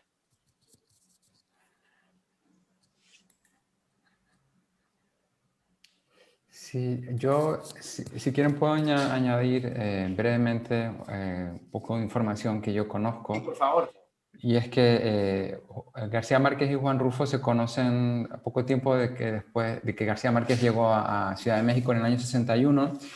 Y realmente para García Márquez descubrir la literatura de Juan Rulfo fue muy importante, ¿no? Sobre todo porque él tuvo que aprendérsela muy bien, empapársela muy bien, porque uno de los trabajos que él tuvo que hacer estando en México fue precisamente el de adaptar guiones como por ejemplo el del El Gallo de Oro de Juan Rulfo. Entonces, en el aspecto técnico, por lo menos, sí que hay constancia de que García Márquez era un conocedor muy, técnicamente, como decía, un gran conocedor de las obras de Rulfo, y también, de hecho, hablaron entre ellos de técnicas de escritura, ¿no? Y bueno, luego ya también en el archivo del Ramson Center, pues hay fotos de ellos dos juntos, ¿no? Pero es cierto que entre el año 62 y el año 66 tuvieron una relación bastante estrecha. Una pregunta, Álvaro. Recuérdame, García Márquez nunca tuvo una beca del Centro Mexicano de Escritores, ¿no? No, que yo sepa no. Él no. No. Bueno, Fuentes sí, Rulfo sí. yo quisiera también aprovechar para preguntarle a Álvaro, ¿cómo ves tú? Y luego también me gustaría que Alma y Juan nos contestaran a esta pregunta desde sus perspectivas respectivas, como periodistas, como personas cercanas a García Márquez. ¿Cómo ven la trayectoria vital de 100 años de soledad en términos de mercado, de obra en el ámbito de la crítica, de los medios de comunicación y del público en general? En algún momento Álvaro mencionó que su libro era una especie de biografía de 100 años de soledad, lo cual digamos que casa mucho y casa muy bien con esta pregunta, y creo que Álvaro puede darnos una perspectiva desde su posición de investigador, y que Juan y Alma también pueden ofrecernos unas perspectivas desde su posición en grandes medios de comunicación. En el caso de Juan, pues un medio español tan potente como El País, Alma desde medios anglosajones como Newsweek, del New Yorker. Entonces, ¿cómo ves tú esto, Álvaro, y cómo lo ven ustedes, Juan y Alma? Entonces empecemos con Álvaro, seguimos con Juan y terminamos con Alma esta pregunta, por favor. Gracias, Martín. Bueno, pues la verdad es que si partimos de la base de que Cien años de soledad es una obra ya clásica, lo cierto es que todos los clásicos tienen una salud de hierro, y creo que este año, el 2020, ha demostrado que Cien años de soledad está en plena forma, precisamente por lo que comentaba antes, ¿no? Por la pandemia, y cómo lectores de, insisto, diferentes partes del mundo se han aproximado por primera vez a Cien años de soledad y a otras obras de García Márquez, como El amor en los tiempos del cólera, buscando claves para entender el mundo en el que vivimos en ese episodio de la plaga del insomnio, ¿no? Pero es que también hay un dato interesante, es que Google te permite crear alertas por contenido, y yo tengo una alerta creada con el título 100 años de soledad y 100 Years of Solitude, y cada semana, no falla, cada semana hay mínimo una o dos noticias en el mundo publicadas en prensa relacionadas con 100 años de soledad. En el ámbito académico sigue siendo una obra que goza también de muchísima popularidad. Yo ahí me incluyo en ese grupo, ¿no? Yo también he contribuido a escribir sobre la obra también para medios importantes en Estados Unidos y en lengua española, como de hecho El País, para colaborar en varias ocasiones. Y también está el tema de la cultura popular. Es decir, si uno trata de rastrear la presencia de 100 años de soledad en la cultura popular, pues como yo hice también con esa base de datos, estamos hablando de que hay una botella de una bebida alcohólica, el sochu, japonesa, que tiene el nombre de 100 años de soledad, pero también hay un ron muy barato, un aguardiente muy barato en Venezuela que lleva el nombre de Macondo. Estamos hablando de que Macondo es el nombre de canciones. Ayer mismo mi esposa me estaba mostrando un vídeo, un corto creado por niños que está en YouTube, que se llama La llegada de Melquiades. Pues Alma acaba de prologar esta nueva antología de textos relacionados con Macondo antes de 100 años de soledad. Acaba de salir también en inglés y en español una antología de textos periodísticos de García Márquez. Y no nos olvidemos que ahora mismo Netflix está trabajando en la adaptación de 100 años de soledad, lo cual, para lo bueno y para lo malo, es decir, nos gusta o no nos gusta la adaptación, va a acercar a esta novela a públicos que ya la conocen y también a nuevas generaciones de lectores que por primera vez van a escuchar las historias de Macondo y de la familia Buendía. Entonces, en ese sentido, en resumen, yo considero que la trayectoria de 100 años de soledad, después de 50 años, pues prácticamente parece un chaval de 15 años, ¿no? Que apenas Como está Johnny empezando a Walker, vivir. Pues ¿Eh? muy bien. como Johnny Walker. Como Le Johnny damos, le Walker, damos sí. la palabra a Juan, pero antes de darle la palabra a Juan, quiero darle la bienvenida a Jaime Abello Banfi, director de la Fundación Gabo, antes Fundación Nuevo Periodismo Iberoamericano, que acaba de conectarse. Entonces, pues bienvenido, Jaime. Y entonces escuchamos a Juan con respecto a la trayectoria vital de 100 años de soledad en estos distintos ámbitos de mercado, de crítica, de medios de comunicación y por supuesto de lectores en general. Y luego seguimos con Alma. Yo creo que Cien años de soledad es un libro imán y todos los libros clásicos de una manera u otra se convierten en libros imán. Era adictivo en nuestra juventud y ahora lo sigue siendo para los jóvenes lectores de ahora. Estudios como el de Álvaro indican también la vitalidad de lo que encierra, de los misterios que encierra. Son misterios inacabables a los que se les puede entrar por el lado de la música, de la poesía, de la nomenclatura, de la onomatopeya. Es decir, no hay un apartado de la consideración física o espiritual de la escritura que no tenga relación con los 100 años de soledad. Para mí eso es un milagro solo que solo tienen acceso genios como Cervantes o Shakespeare y Gabriel García Márquez. Yo creo que en la lengua española no ha habido en los últimos 5 siglos, desde Cervantes, un milagro tal de coherencia rítmica a la hora de escribir historias. Y yo creo que el único parangón, me parece a mí, en el ámbito de nuestra lengua, puede ser Rulfo y puede ser Borges. Sí. Perfecto, Juan, muchas gracias. Alma, seguimos contigo, por favor. Yo creo que la pregunta ha quedado muy bien contestada, no tengo nada inteligente que añadir.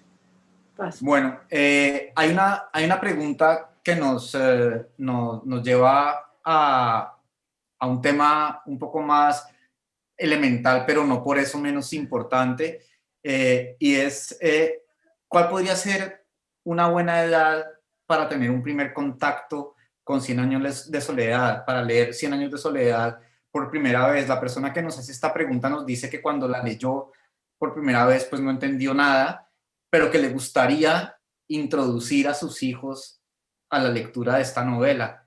¿Qué creen ustedes? Pues si quieren seguimos el camino inverso. Hay Vamos dos con... edades perfectas. Una a los Ajá, 10 años y otra a los 100 años. muy bien. ¿Qué dices tú, Alma? No, yo creo, conozco más bien a muchachos adolescentes que a los 14, 15 años lo están leyendo ahora.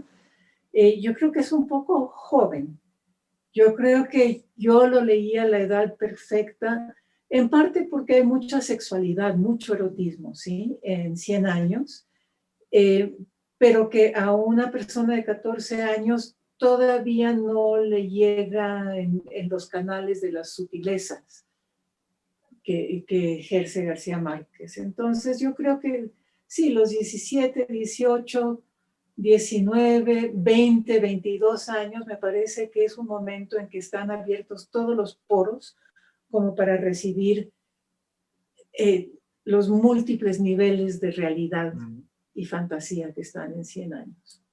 Estoy de acuerdo y perdonen por mi exabrupto estúpido de antes. Pero bueno, a No, los 10 años a lo mejor Álvaro hubiera leído a los 10 años. pero Sí, entiendo que Álvaro también leyó Cien años de soledad hacia los 18, sí, sí, según sí, comentaste. sí. Para responder a tu pregunta, yo realmente lo que añadiría es que yo creo que bueno, partiendo pues efectivamente de los 13, 14 años, yo creo que es un libro para todas las edades, ¿no? Yo creo que es un libro que cuando uno lo lee con ya pues en la madurez, también es un libro que te aporta nuevas lecturas, ¿no? Yo creo que volvemos a una de las tesis que yo planteo en el libro, ¿no? Las obras clásicas son obras que tienen esa capacidad para ser leídas y releídas de diferentes maneras por la misma persona en diferentes momentos de la vida y encontrarle siempre un significado nuevo. Y una obra tan rica como Cien años de soledad definitivamente tiene esa capacidad. Y pues, yo mismo en carne propia he vivido esa experiencia, ¿no? Yo, por ejemplo, cuando estuve en Austin trabajando con el manuscrito, yo tuve el honor y la gran suerte de leer Cien años de soledad en el manuscrito final redactado por García Márquez, y ahí, después de yo haber pasado casi una semana y media leyendo las cartas de García Márquez con sus amistades, conocí a la persona, porque bueno, yo formo parte de esta generación de investigadores de la literatura latinoamericana y García Márquez que no ha conocido a García Márquez en persona, pero sí que conocí a García Márquez a través de sus cartas, ¿no? Y bueno, descubrí una persona muy cariñosa, una persona muy también simpática, muy chistosa. Y precisamente después de yo vivir esa experiencia, me di cuenta que releí la novela y me di cuenta de que había muchísimo, pude descubrir una capa de la interpretación de la novela que se me había escapado hasta entonces, que es todo ese humor que tenía la novela, ¿no? Y yo mismo me encontré en la sala de investigadores riéndome en voz alta leyendo el manuscrito de Cien años de soledad, ¿no? Y ya en aquel momento ya llevaba como 6, 7 años trabajando la novela. Entonces, insisto, es una novela que como obra clásica tiene esa capacidad para continuamente generar nuevas lecturas, ¿no? Como ahora, por ejemplo, con el Vale, tema de la ya, COVID-19. vale, ya se nos empieza a agotar el tiempo, pero no quisiera que nos fuéramos sin hacer unas últimas preguntas. Hay una pregunta que no quiero poner a Álvaro en aprietos, pero no puedo evitar plantearla, y es, ¿cuándo crees tú que podremos leer Ascent to Glory en español? Uh-huh. Entiendo que estás trabajando en una versión al español. Sí. Luego, Bueno, me pones en un apuro, pero afortunadamente voy saliendo de ese apuro. Yo en español no tengo pensado traducir el libro directamente en inglés. Yo realmente publico en lengua española por la importancia que tiene Cien años de soledad para los autores en españoles. Estoy en lengua española, estoy realmente reescribiendo el libro de principio a fin y confiamos en que el libro esté disponible pues, en el primer semestre del año que viene. Y bueno, y en este esfuerzo que yo estoy realizando, pues también tengo la suerte y el honor de contar con el apoyo de la agencia Carmen Balcells con este libro, ¿no? Entonces, pues, en este momento, de hecho, estoy reescribiendo el capítulo 3, que se va a llamar Cómo García Márquez se convirtió en García Márquez. perfecto. Bueno, quisiera hacerte otra pregunta, Álvaro, y es que nos contaras algunos detalles con respecto a el origen, el contenido y el recorrido a futuro de la exposición Gabriel García Márquez, la creación de un escritor global, The Making of a Global Writer. Sí, pues mira, Está actualmente en el Ransom Center en Texas. Pues mira, quería precisamente aprovechar esa ocasión, estos materiales que tenía pensado. Bueno, en el mes de febrero de este año se abrió la primera gran exposición del Ramson Center dedicada a García Márquez, utilizando sobre todo el archivo de García Márquez. Es una exposición que, bueno, realmente las primeras 5 semanas que estuve abierta estaba batiendo todos los récords, prácticamente 7.000 visitantes, es decir, a más de 1.000 visitantes por semana, y eso fue antes de que llegase el COVID-19. Es una exposición en la que además no solamente están los manuscritos, fotografías, notas, revistas, dibujos de García Márquez, sino también, de hecho, yo creo que es uno de los pocos lugares en el mundo donde se puede hacer lo que yo como comisario le planteé al centro, que es poner también a García Márquez en relación con otros autores que le influyeron. Entonces, en la exposición hay, por ejemplo, manuscritos de William Faulkner, ¿no? Como Mientras agonizo. Por ejemplo, es el manuscrito de Virginia Woolf. La edición que probablemente leyó García Márquez de Ulises, las galeradas, las pruebas de imprenta del Ulises de James Joyce, y también textos de Hemingway, inclusive el manuscrito de Rayuela de Cortázar está también en sala, ¿no? Entonces, bueno, realmente la idea era precisamente ofrecer una visión panorámica de la vida y obra de García Márquez, tratando de responder a la pregunta de cómo García Márquez se convirtió en un escritor global. Si la pandemia lo permite, la exposición se reabrirá cuando sea posible, probablemente ya el próximo año, y también el objetivo es que esta exposición viaje al Museo de Arte Moderno de México, y también existe interés para que esta exposición se muestre en Colombia, España y Francia. Perfecto. Bueno, hay una última pregunta que le plantean a Alma, ¿sí? Y no sé si eventualmente, ya que tenemos entre nosotros a Jaime Abello, no sé si Jaime quisiera también intervenir al respecto, porque tiene que ver con la Fundación Gabo, justamente. Y voy a leerla textualmente para ver si Alma nos contesta y Jaime se anima también a meter la cucharada, y abro comillas. El trabajo de formación de jóvenes periodistas de la Fundación Gabo ha permitido, más allá de mejorar la forma de contar historias periodísticas, potenciar indirectamente el periodismo literario o cultural, o el surgimiento de nuevos escritores que nacen en el periodismo. Empiezas tú, Alma, y no sé si Jaime se anime. Alma, no te oímos, tienes que activar el micrófono. Yo creo que está fallando mi conexión. No, creo que en algún momento Jimena silenció todos los micrófonos porque había un par de micrófonos encendidos, pero tu conexión está funcionando perfectamente. Ah, bueno. No, la respuesta obviamente es sí, claro. Pero acabo de perder imagen también. Y yo quisiera hacerle una pregunta a Álvaro, que es, ¿se está contemplando, o tú sabes si se está contemplando una edición de la correspondencia de García Márquez? En principio no tengo constancia de ese proyecto. Definitivamente sería un proyecto excelente porque hay bastante correspondencia en archivos. Yo creo que el problema más importante ahí sería el tema del copyright. Yo creo que hay correspondencia que incluso en el Ramson Center no está permitida que se haga fotografía, ¿no? Entonces yo creo que eso, creo que ahí tropezarían con cuestiones de copyright y de permiso de diferentes familias que lo harían, creo, un proyecto un poco difícil de llevar a buen puerto. Vale, perfecto.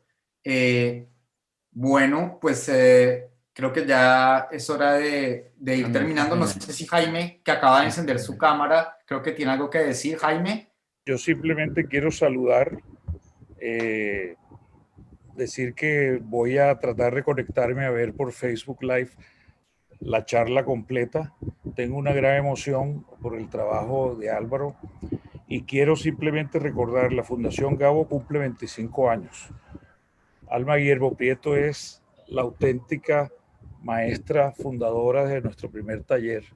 Y estos 25 años han sido sin duda esa y muchas otras las líneas que hemos abordado. Yo quiero decirles que esto es una red gigantesca, continental, y de paso invitarlos al Festival Gabo, que a partir del lunes estará disponible en las redes sociales para hablar de periodismo literario, pero también de libertad de expresión, de los nuevos retos digitales y hasta para bailar, porque en eso sí toda la vida creo que la idea de que el periodismo va de la mano de la chéveridad es algo que hemos sabido mantener. Gracias. Jaime, muchas gracias a ti por acompañarnos. Justamente en algún momento, hace una media hora, Álvaro mencionaba que parte del trabajo de Ascent to Glory tiene que ver con las redes que García Márquez construyó alrededor de la escritura de 100 años de soledad, es decir, que no fue un proceso de escritura en solitario. De hecho, nos enseñó unos esquemas en los que aparecen personas estratégicamente ubicadas en distintos puntos del mundo. Entonces, pues creo que eso es algo que también aparece replicado en la red de colaboradores de la Fundación Gabo. Y pues nos alegra mucho que hayas podido acompañarnos este último rato. Supongo que estás en Cartagena o por lo menos en algún punto del Caribe, porque veo como tu en Barranquilla con un calor delicioso porque está empezando a entrar la brisa que llega hacia diciembre, y preparando una junta directiva mañana que incluye a Rodrigo y Gonzalo García Barcha y el resto de la junta directiva de la Fundación previa a nuestro festival. Pues acabas de decir que la brisa llega en diciembre, como en diciembre llegaban las brisas, la obra de Marvel Moreno. Bueno, pues quiero darle las gracias de nuevo a Álvaro por aceptar esta invitación a hablar acerca de Ascent to Glory, a compartir su experiencia, su conocimiento, el resultado de toda esta investigación. Quiero decirles también que a Juan se le cayó la conexión y no ha podido volver a conectarse, pero afortunadamente fue faltando 5 minutos para el final, así que no nos perdimos nada de Juan, y Juan tampoco se ha perdido mucho. Gracias también a Alma y a Juan por aceptar esta invitación. Creo que los aportes de ambos han sido muy valiosos, sobre todo porque me parece que ofrecen miradas complementarias a la que nos ofrece Álvaro en Ascent to Glory y también en su testimonio. Es decir, Álvaro dice: yo formo parte de esa generación de investigadores que no conocieron a García Márquez, pero lo conocí a través de su correspondencia. Juan y Alma, por el contrario, tuvieron la oportunidad de conocer a García Márquez más o menos tempranamente, de entrar en contacto con él, de trabajar con él en ciertos momentos, de compartir momentos con él en sus últimos años de vida, y creo que de esa cercanía con García Márquez también extraen una serie de experiencias y conocimientos que enriquecen muchísimo la aproximación al mundo, de la obra de García Márquez, de Macondo en particular, y más particularmente de 100 años de soledad. Creo que el prólogo que hace Alma en Camino a Macondo, este libro que acaba de salir, nos ofrece pistas también en este camino. Creo que es importante que quienes somos apasionados de 100 años de soledad, de Macondo y de la obra de García Márquez, nos acerquemos también a esta obra a partir de Camino a Macondo. A mí me encantaría que más pronto que tarde pudiéramos hacer algo también en torno a Camino a Macondo, así que creo que este es un tema que da mucho de sí, que podríamos tener 2 o 3 sesiones más, por lo menos para abordarlo preliminarmente, ¿sí? Y pues mil y mil gracias a Álvaro, Alma, a Juan y a todas las personas que nos acompañaron esta tarde o esta mañana para quienes están en América. Juan me acaba de escribir por WhatsApp mientras estoy hablando diciendo que finalmente no ha conseguido conectarse de nuevo, pero manda un abrazo a todos los que estamos aquí. Entonces, pues mil y mil gracias de nuevo, y pues les deseo un buen fin de semana y un buen remate de 2020. Muchísimas gracias, Martín, y muchísimas gracias a Alma, a Juan, al Instituto Cervantes, al Instituto Caro y Cuervo y también a la Fundación, a Funda Lectura y por supuesto también a los participantes en nuestra conversación. Yo también agradezco mucho a Álvaro por el libro, a Martín por la invitación, a los que nos han estado viendo, escuchando. Y quisiera nada más, Álvaro, dejarte con el puente que hemos hecho en esta charla entre una vaca y un accidente en el camino a Acapulco y el momento en que tú vas bajo la lluvia y bajo el paraguas en Cambridge o en Boston y dices, está lloviendo como en Macondo, y que ese lo identificas como tu punto de partida de creación literaria, que es lo que has hecho, ¿no? Es un puente muy bonito y muy García Márquense. Sí, efectivamente. Gracias. Bueno, hasta luego, muchas gracias. Hasta luego. Muchas gracias.